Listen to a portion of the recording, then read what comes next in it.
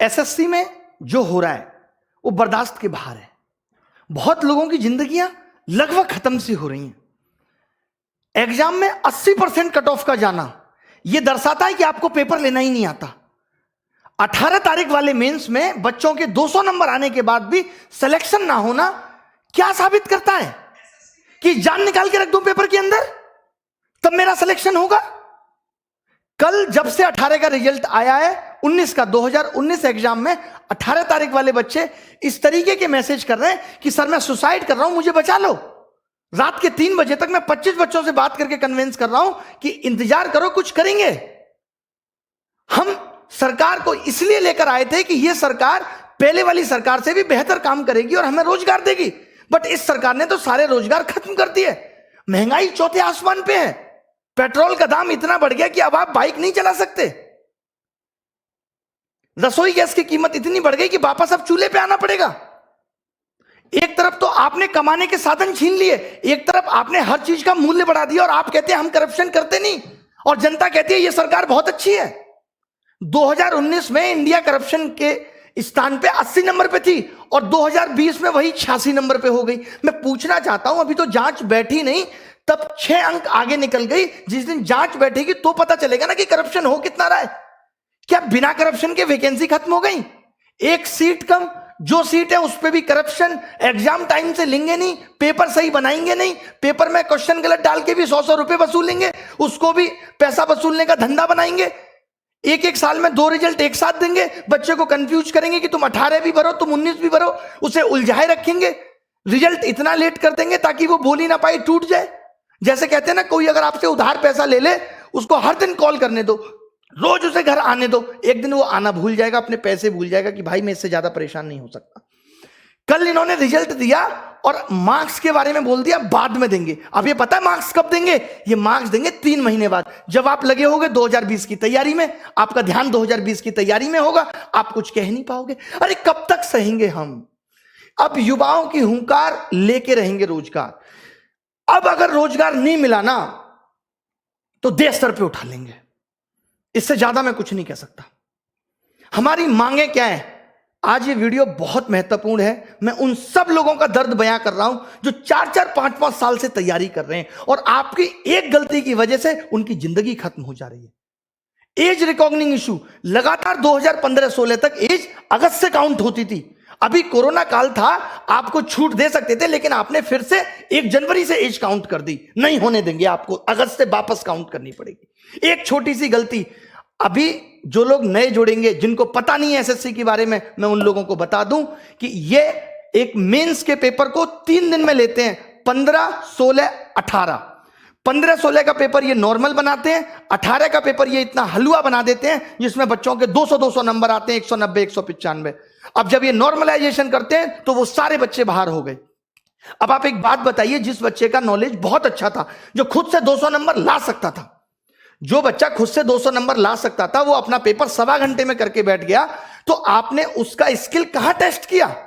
वो तो पौना घंटा उसका बर्बाद हो गया पेपर के अंदर। और अब आप कह रहे हो कि आपके जो 200 नंबर थे वो उन बच्चों के मुकाबले कम है और उनको आपने 160 पे ला दिया और उन किसी बच्चों का सिलेक्शन नहीं हुआ। ये कहां की इंसानियत है?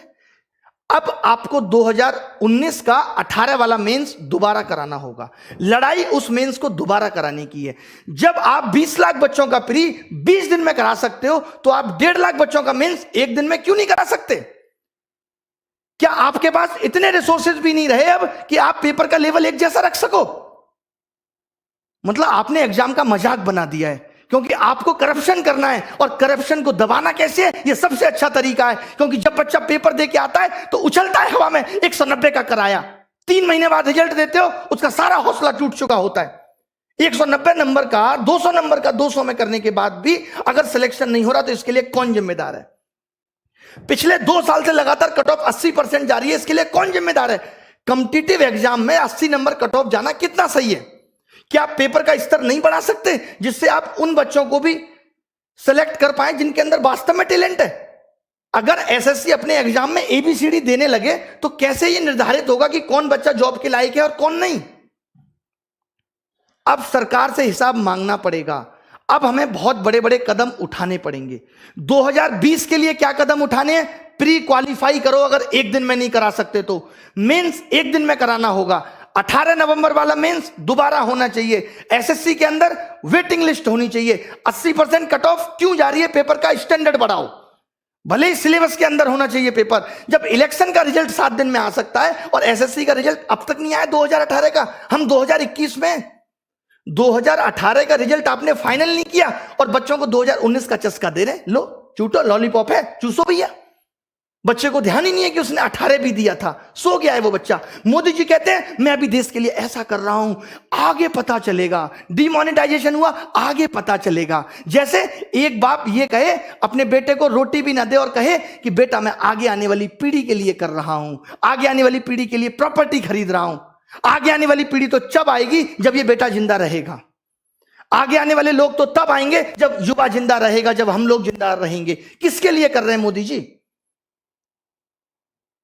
अब मैंने ये डिसाइड किया है कि 5 दिन के अंदर हम ये हैशटैग चलाएंगे, मोदी _रोजगार_2। 5 दिन के अंदर, यानी आज 25 तारीख को सुबह 11 बजे पहली चीज। और जितनी भी आप देखिए ये मीडिया जो है पारी हो रही है, ये दिखाती है। ये मीडिया श्वेता का ऑडियो वायरल हो गया, ये दिखाती है। ये मीडिया विनोद दिखाती है। ये मीडिया जोमेटो वाला सोनू दिखाती है। ये मीडिया तैमूर ने किस कलर का कच्चा पहना, ये दिखाती है। इस मीडिया को ये नहीं पता कि युवाओं का दर्द क्या है। अगर मीडिया ने ये टॉपिक नहीं दिखाया, ये अनफेयरनेस नहीं दिखाई, तो आप सबको मेरी कसम है कि सारे मीडिया चैनल्स की वीडियो को जाके रिपोर्ट करो। हम दिखाएंगे कि इनका आईटी सेल हमारी ताकत के सामने कितना तुच्छ है और हम क्या कर सकते हैं। मेरी सब युवाओं से गुजारिश है कि आप सब इनकी वीडियो को जाके डिसलाइक करिए, इनको मजबूर कर दीजिए लाइक डिसलाइक बटन को बंद करने के लिए। इतने कमेंट करिए, इतनी वीडियो इनकी रिपोर्ट करिए, मोदी जी की मन की बात को डिसलाइक करिए। और एक बात जो मैंने पहले भी कही थी, क्योंकि अब यह मुद्दा पूरे देश में फैलना चाहिए, लोगों को पता चलनी चाहिए कि हम किस तरीके से जूझ रहे हैं नौकरी के लिए, कितनी परेशानी हमारे जीवन में है। लोग कह देते हैं सरकार कह रही है ट्विटर ऐप भी बंद हो जाना चाहिए। वाह, कमाल की बात है। मतलब अब इस डेमोक्रेटिक देश में अपनी आवाज उठाना भी दुश्वार हो गया है। आप नहीं कह सकते, आप मर जाइए, आप सुसाइड कर लीजिए, आप जिंदा मत रहिए, बट आप अपनी आवाज नहीं उठा सकते। ये कुछ मुझे ऐसी बात याद आ रही है, जब मेरी गर्लफ्रेंड से कोई लड़का बात करता था तो मैं उसको नहीं समझा सकता, उस लड़के को जाके कहता था तू उससे बात मत कर। बहुत बढ़िया। अभी एनालिसिस होता था, अब एनालिसिस पे आईबी ने यह कह दिया कि अब एनालिसिस नहीं होना चाहिए, आप एनालिसिस रोक देंगे और जो बच्चा घर घर जाके बताएगा, इससे आपको पता है क्या होगा, अब एनालिसिस भी बिकने लगेगा दूसरी एप्स पे, कि लोग अब एनालिसिस खरीदेंगे, यूट्यूब पे नहीं आएगा और आपको पता नहीं चलेगा। आपको क्या करना चाहिए था कि हर पेपर का हम लेबल बदल देंगे, करो एनालिसिस, कितना करोगे। आप अच्छा कुछ नहीं कर सकते। मतलब सरकार ने जॉब देने को इतना फॉर ग्रांटेड ले लिया है कि इससे उनको कोई मतलब नहीं है किसी की जॉब लगे किसी की नहीं। जब इस देश में चुनाव दोबारा हो सकता है तो 2019 का 18 नवंबर वाला पेपर भी दोबारा हो सकता है, और क्यों ना हो। आपने ऐसा पेपर क्यों बनाया कि बच्चे के 200 नंबर आए, और जब बच्चे के 200 नंबर आए तो आपने उसे क्यों बाहर कर दिया, किस बेसिस पे आपने उसे बाहर कर दिया, हमें इसका जवाब चाहिए। अब रिफॉर्म्स होके रहेंगे। जितने भी सोशल मीडिया के इन्फ्लुएंसर हैं, जितने भी हैं, मैं एक एक का क्या नाम लूं, मेरी इन सबसे गुजारिश है कि हमारा साथ दीजिए इसमें। जितने भी बड़े बड़े टीचर हैं जिनको लोग बहुत जानते हैं, उन सबसे मेरी गुजारिश है कि आप वीडियो बनाएं। मैं स्पेशली नाम लेता हूं यहां पे लोगों का, ताकि वो लोग वीडियो बनाएं।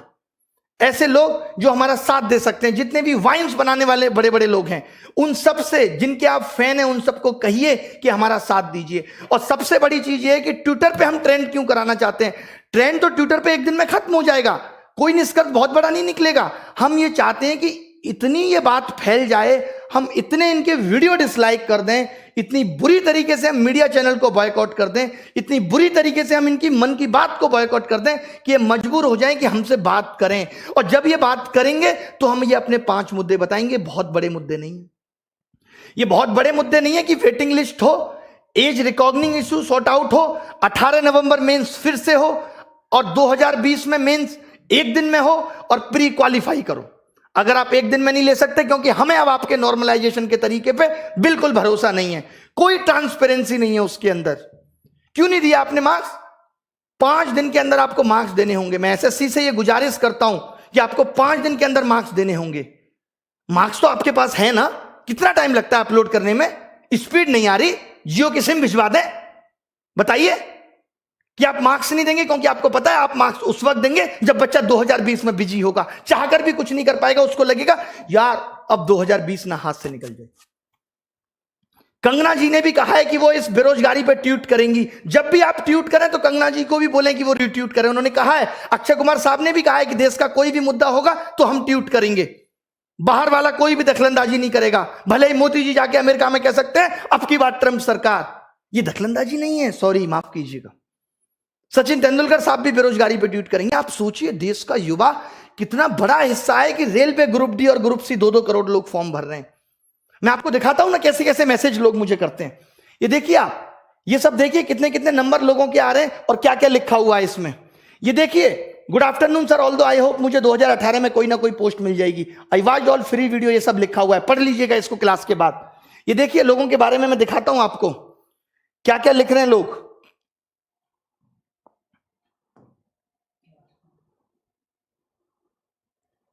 ये सब आप पढ़ लीजिएगा। ये देखिए, मेरा 481 रॉ स्कोर, एससी कैटेगरी में सिलेक्शन नहीं हुआ। इसको देखिए, सर मैं सुसाइड की सोच रहा हूं, बचा सकते हो तो बचा लो। ये लोगों के मैसेज हैं। पगले हो क्या? तुरंत मैंने कॉल किया, उसको समझाया, सर कुछ तो करो, आपसे मेरी एक्सपेक्टेशन है। लोग इस तरीके के मैसेज कल से ही रिजल्ट आने के बाद कर रहे हैं। ऐसे तमाम मैसेज हैं कि मेरे 535 नंबर थे बट अब लग रहा है जॉब नहीं मिलेगी। इतना निराश हो चुका है युवा, यार इस दर्द को हम भी नहीं बर्दाश्त कर पाएंगे, हम खुद मर जाएंगे।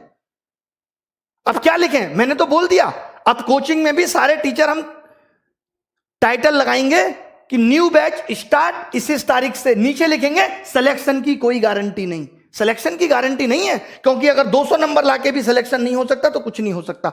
और ये सिर्फ एसएससी में नहीं है, रेलवे में भी वही हो रहा है, टालम टोल हो रही है। 4 महीने प्री चल रहा है। भाई कौन से देश में रह रहे हो? काय का डिजिटलाइजेशन है? कौन सी इंडिया डिजिटल हो गई कि 5 महीने में प्री का एग्जाम हो रहा है और उसके बाद 2 महीने मेंस चलेगा? ये सब गधा बनाने की चीजें हैं। लास्ट में हो जाएगा कि 5000 लोगों को ही नौकरी मिली। ये सबका मन बहलाया जा रहा है, इससे ज्यादा कुछ नहीं है। रेलवे में भी इससे ज्यादा कुछ नहीं है, बैंक में भी इससे ज्यादा कुछ नहीं है, सब जगह बेवकूफ बनाया जा रहा है, नथिंग एल्स। तो मेरी उन गुरुजनों से भी रिक्वेस्ट है जो रेलवे का पढ़ाते हैं, उनसे भी रिक्वेस्ट है जो बैंक का पढ़ाते हैं, कि कम से कम आप भी इस पे वीडियो बनाएं कि मोदी _ रोजगार _ 2। मोदी को हमने जी भी नहीं लगाया, बहुत हुआ सम्मान, बहुत हुआ सम्मान। अब मांगे आपको समझ में आ गई होंगी। अगर आप अपना भला सोचते हो तो मेरी गुजारिश है कि इस वीडियो को मोदी जी तक पहुंचाओ। और अब बात तभी बनेगी जब सरकार बात करेगी। हमें सिर्फ बात चाहिए, इसके अलावा कुछ नहीं। हमें बात करके बताओ, इतनी ट्रांसपेरेंसी बताओ। कॉन्ट्रैक्ट बेस्ड जॉब खत्म होनी चाहिए। जो आपने 10-10 हजार पे लड़के रख रखे हैं, आपको मालूम है जो 10 हजार पे भी सरकार लड़का रखती है 12 हजार पे, उसमें 12 हजार ठेकेदार भी कमीशन खाता है और ऊपर तक कमीशन जाता है। यानी वो एक लड़का भी सरकार को 35 हजार में पड़ता है, जो अपनी कोई रेस्पॉन्सिबिलिटी नहीं निभाता। और जो बंदा यहां से पढ़ के पहुंचेगा, जिसको नॉलेज है, उसको सरकार नहीं रखेगी। हम कह रहे हैं उसको 35 हजार दे दो, आप उसको 35 दे दो, वो खुश है। 4-4 साल से बच्चे तैयारी कर रहे हैं, 5-5 साल से बच्चे तैयारी कर रहे हैं। माँ बाप भी कब तक इंतजार करे? कुछ तो रहम करो साहब, कुछ तो रहम करो उन बच्चों पे। मैं तो बहुत हिम्मत समझता हूं बच्चों की। निकल लिए होते हम तो, कहीं रेडी लगा रहे होते, रिक्शा चला रहे होते, अगर हमारी स्थिति ये होती तो। कैसे आप बर्दाश्त कर रहे हो? कैसे उस घुटन में जी रहे हो? कितना मजबूर करोगे भाई?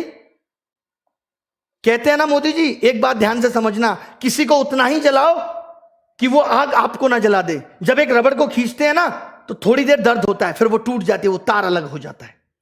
इतना मत झुकाओ किसी को कि वो आपको ही जला दे। सब सेलिब्रिटी ट्वीट करेंगे, सबको ट्वीट करो यार। ये सोशल मीडिया बहुत बड़ी ताकत है। आज मीडिया देश की मर चुकी है। आज सोशल मीडिया क्लियर करती है हर बात को। हम जैसे लोग आके बोलते हैं कि ये हो रहा है। आपने देखा कल से किसी मीडिया वाले ने बोला कि 200 नंबर वाले का भी सिलेक्शन नहीं हो रहा। ये तो बड़ी न्यूज थी। 190 नंबर वाले का भी सिलेक्शन नहीं हो रहा, वो भी पेपर मैंने भी क्या किया है, पेपर मंगवाया बच्चों से, देखा हाँ 200 आ रहे हैं, फिर भी नहीं हो रहा। फिर कब होगा भाई?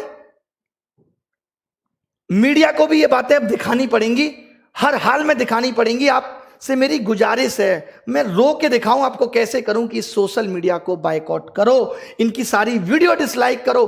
5 दिन लग जाते हैं ना इसमें, कुछ तो सुधार देंगे आगे आने वाले लोगों के लिए, कुछ तो भला कर जाएंगे, हमारा भी नाम लोग लेंगे कि हाँ भाई उन्होंने कुछ भला कर दिया था। नहीं तो जिस हिसाब से तानाशाही हो रही है सब, ये नौकरियां अभी तो 8 से 6,000 हुई हैं, 6 से कल को 4 हो जाएंगी, 4 से 5 हो जाएंगी, फिर 300-400 रह जाएंगे। नेताजी के ही भतीजे भांजे ले लेंगे सारी नौकरी, हम प्रसाद चाटेंगे कसा सत्यनारायण भगवान का, इससे ज्यादा कुछ नहीं बचेगा।